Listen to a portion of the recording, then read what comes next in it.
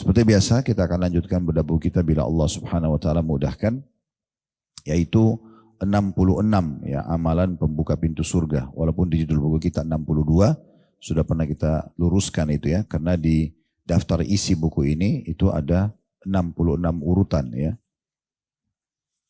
Maka kita mengatakan dia sekitar 66 urutan pembuka pintu surga.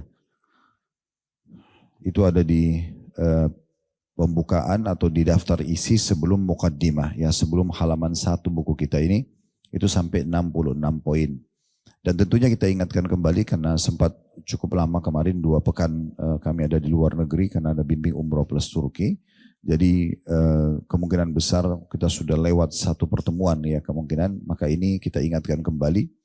Amalan pembuka pintu surga maksudnya menyebabkan kita masuk ke dalam surga. Walaupun sebenarnya masuk ke dalam surga secara umum dengan rahmat Allah. Tapi amalan-amalan ini nanti akan membuat tingkat-tingkat atau level derajat kita yang kita bisa dapatkan. Jadi makin rajin seseorang melakukan ketaatan, maka makin bagus balasan dia. Ya mungkin kalau kita bahasakan kayak komplek perumahan klasternya, balasan klaster itu akan jauh lebih baik, lebih VIP lagi kalau kita lebih rajin taat kepada Allah Subhanahu wa taala. Nah, kurang lebih seperti itu yang dimaksudkan. Ini tujuannya untuk mengejar derajat-derajat yang tinggi di surga nanti, dan kesempatannya hanya selama di dunia.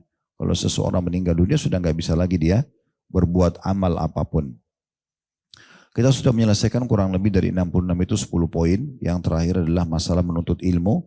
Dan sudah panjang lebar kita sebutkan bagaimana Ibnu Qayyim rahimahullah menyusun lebih dari 100 keutamaan menuntut ilmu. Ya cukuplah dengan hadirnya malaikat dalam majelis ilmu. Cukuplah seperti orang sedang berjihad. Padahal sebenarnya kita duduk di ruangan AC seperti ini misalnya.